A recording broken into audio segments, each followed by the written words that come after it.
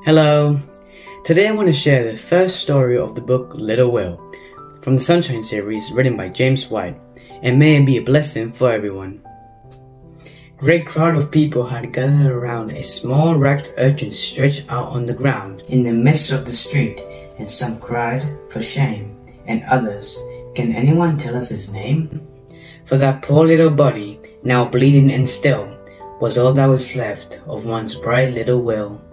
A great heavy cart had come rattling that way, where Willie and others were busy at play. And the poor little fellow, now stretched on the stones, seemed only a mass of bruised flesh and crushed bones. But still there was life, and the kind doctor said, "We must take the child home and put him to bed. He must have all the care we can possibly give, and it may be the poor little fellow will live." But alas for poor Willie, he had no nice home. He lived in an alley in one little room, and his poor mother, working from earliest light, had often no supper to give him at night.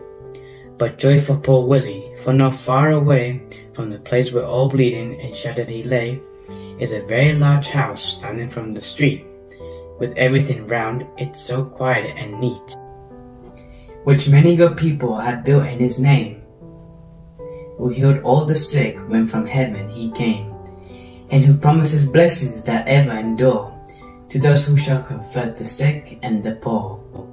So there in a room large and cheerful and bright, little Willie was laid on a pillow so white.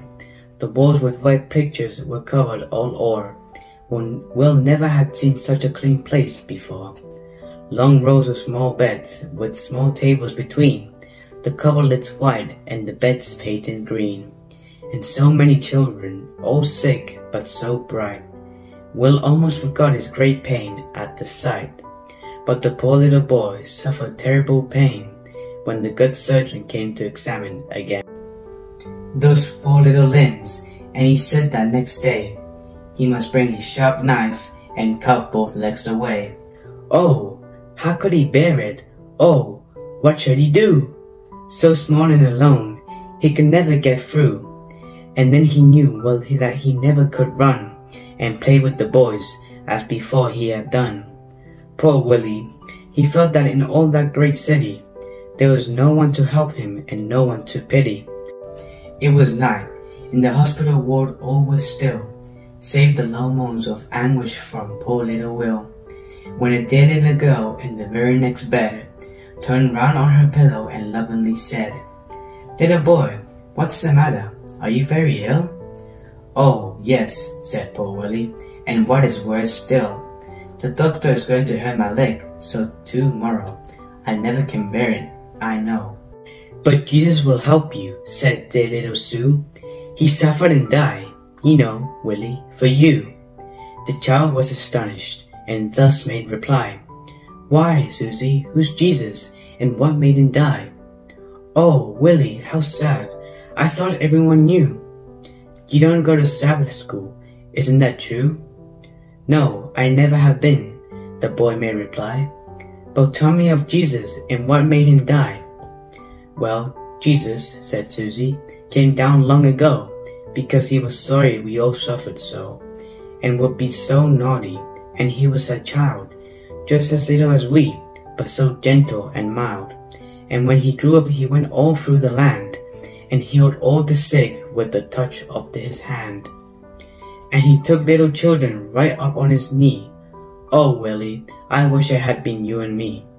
But soon cruel men caught Jesus one day, and beat him, and mocked him, and took him away, and nailed him with nails to a great cross of wood. Oh, wasn't it hard when he done them such good? How he must have loved us to die on the tree."